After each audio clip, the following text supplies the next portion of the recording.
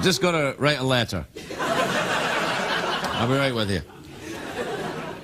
Dear media giants who run CBS.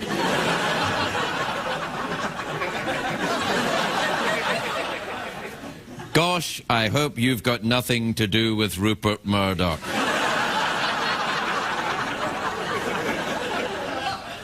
Cause I'm going after that Tutti Frutti tonight.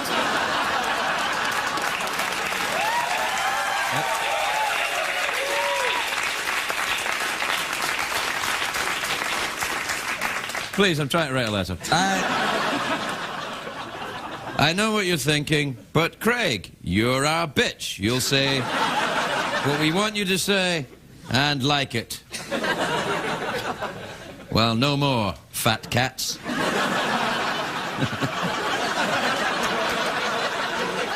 Yeah, fat cats. Yeah, I'm saying it. I'm actually having an argument by letter. No more fat cats. If the British government can go after you, then so can I. If my English brothers and sisters are ready to have a go at that evil Australian, I'm going to have a crack at you bastards too. P.S. Any chance of a raise? Love, Craig. All right, now, have that given to Hedwig and get it out of here. By the way, this is an actual Hedwig feather from Harry Potter. Now, I know what you're thinking, Craig, that's a fictional owl. No! Not a fictional owl. Actually, Hedwig the owl in Harry Potter is based on a real owl called Hedwig, who died some time ago, leaving only this.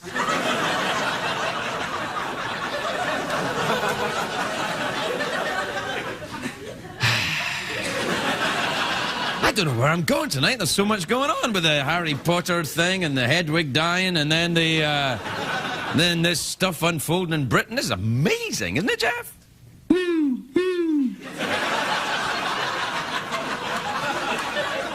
Tonight's backing vocals will be performed by Jeff. Why are you doing backing vocals? 'Cause it makes me feel good.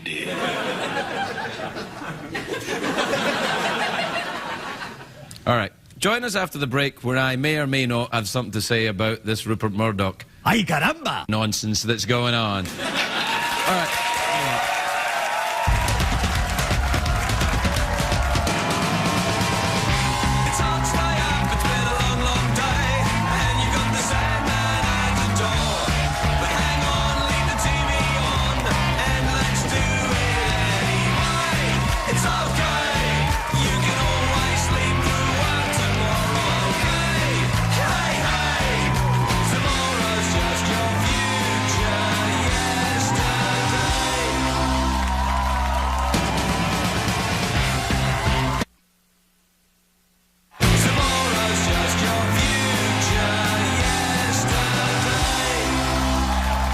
Ladies and gentlemen, Craig Ferguson.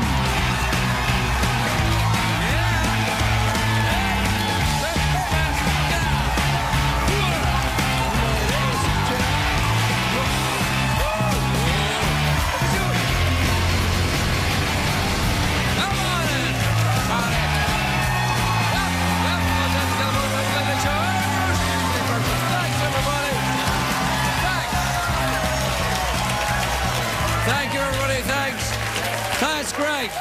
Thank you, everyone. Thank you for that completely genuine reaction when I came out. There were no way were they encouraged by our sweaty professional man up there hitting them with an electric cattle prod saying, "You better laugh or I don't have a job."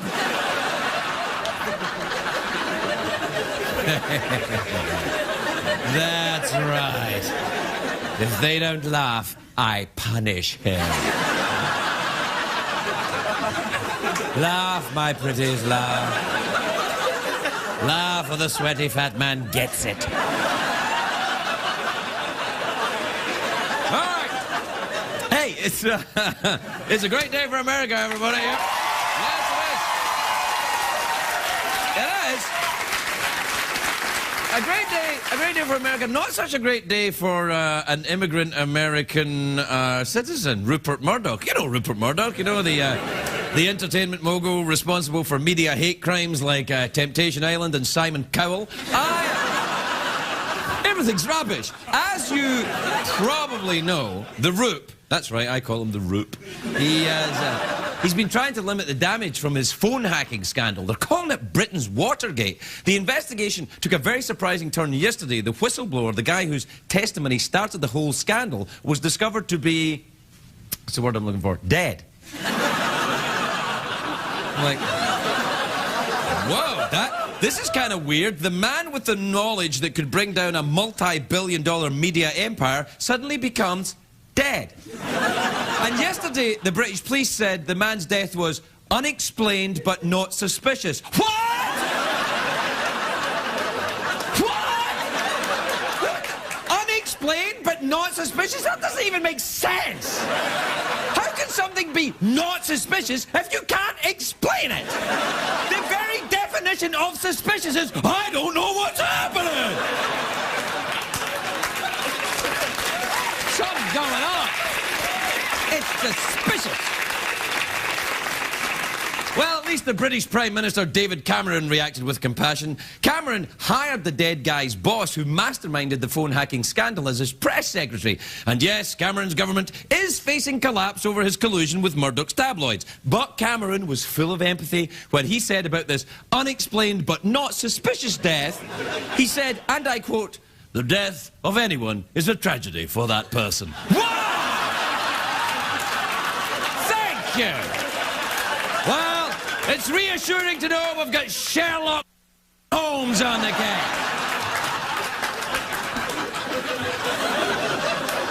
Now, I'd like to believe that Scotland Yard will find out the truth about this man's death, but I'm not counting on it because over the weekend, the head of Scotland Yard was forced to resign because he admitted he'd got tens of thousands of dollars worth of free spa treatments from, wait for it, the editor of one of Rupert Murdoch's tabloids.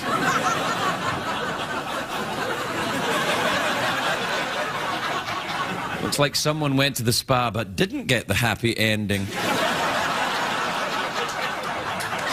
Anyway, today, Rupert Murdoch and his son were called in front of the British Parliament. What's his son's name? Corky, I think. Corky.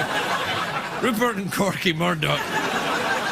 According to the British parliamentary law, they have, what's the term is, they have some splaining to do.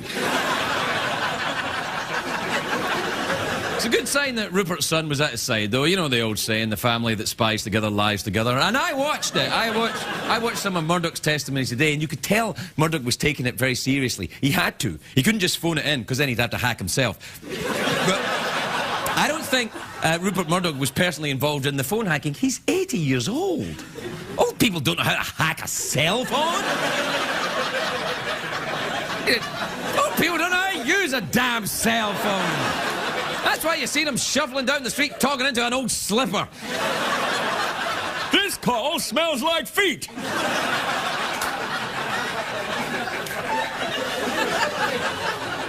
I think I'm going off on the wrong target here. Anyway, look. The Murdochs testified for almost 4 hours, and to be honest, I was impressed. I know. Everyone loves to kick an evil billionaire when he's down. But in my opinion today, the Murdochs did something that not many powerful people would have the courage to do. They blamed others. Oh, sure. Some CEOs and their children/male nurses would have taken the high road by taking responsibility and saying stuff like, well, the buck stops here, it's my company, I've got to take responsibility. But no, not Murdoch, not the Roop. He took the low-risk, low-dignity approach of acting like a confused old man who had no clue that was going on inside his own newspapers. At one point, he got so mixed up, he testified that Garfield the cat hated lasagna and loved Mondays.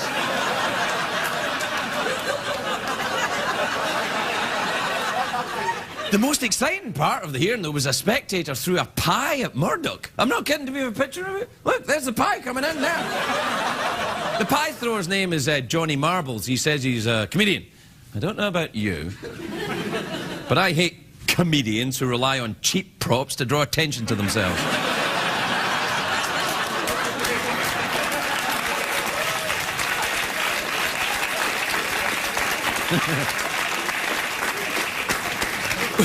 Would you agree with that, Jeffrey Peterson?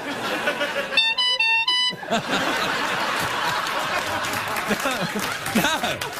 I'll take that as a yes. The comedian said he originally had planned to attack Murdoch with toothpaste, but because it's England, he couldn't find any. Anyway, I know. It's a joke. It's a joke. Is it any wonder, though, under British law enforcement, you know, the British law enforcement can't stop the high-tech phone hackers? They can't even stop a guy walking into Parliament with a pie!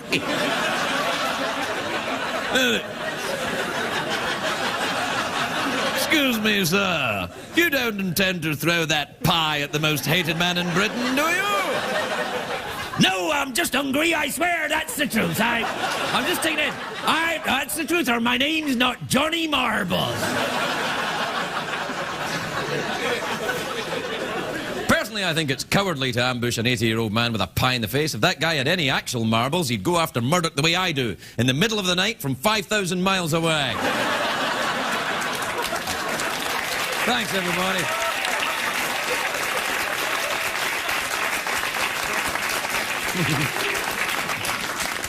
By the way, this should put the end to any rumours that I'm moving to Fox.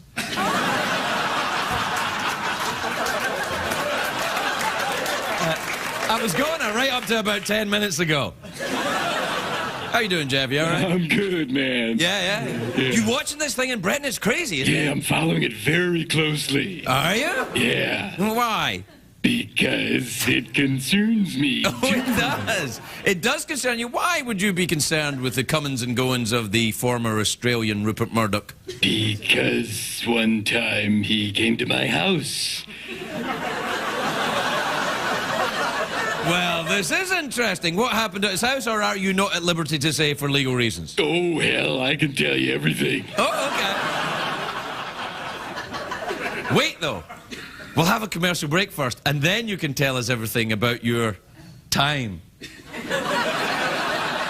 with Rupert Murdoch. Plus, we can talk to the lawyers and see if we can actually say that. Yeah. All right. We'll be right back, everybody. We'll be right back.